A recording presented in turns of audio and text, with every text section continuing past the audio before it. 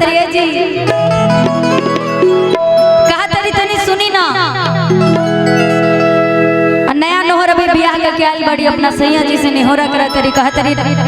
रवा सब चीज कैले बानी सब चीज का पेड़ लगीले बानी लेकिन एगो चीज के नहीं खिल गईले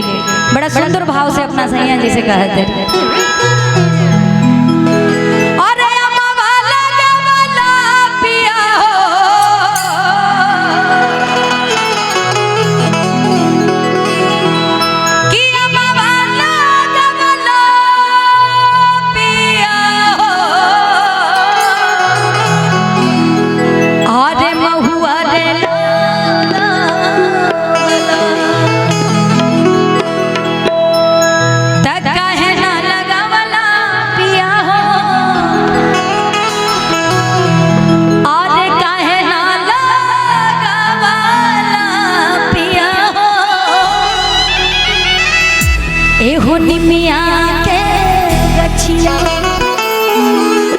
अच्छा ये गाना तो जितना लोग हमार दादी चाची की उम्र के बड़ी लोग लेकिन अब ये जे लड़का लोग बा जे हमार युवा भाई लोग बा उ लोग का सोचेला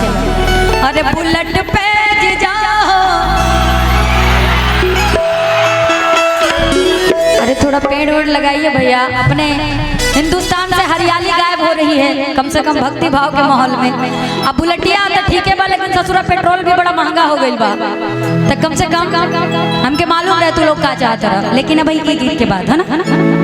अब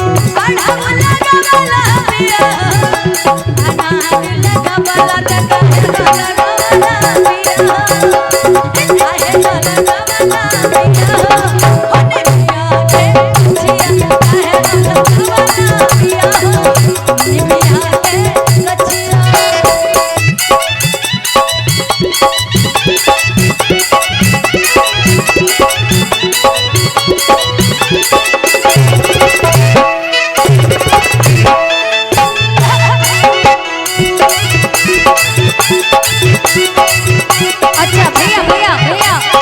बड़ा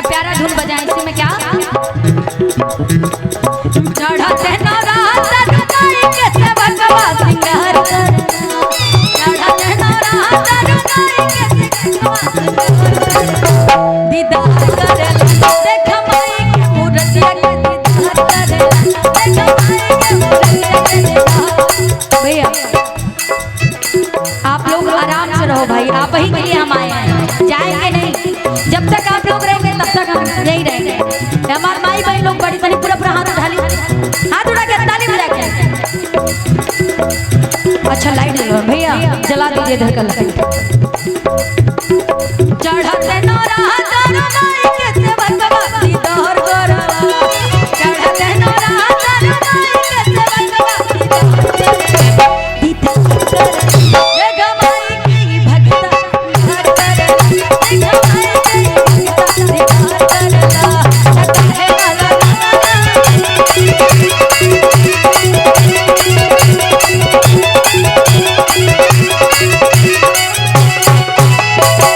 और कहा तारी ए जी निमिये हो आसन माई के निमिये पर आसन, निमिये सरवा बाटे माई के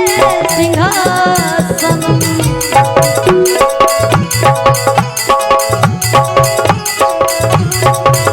कहा तारी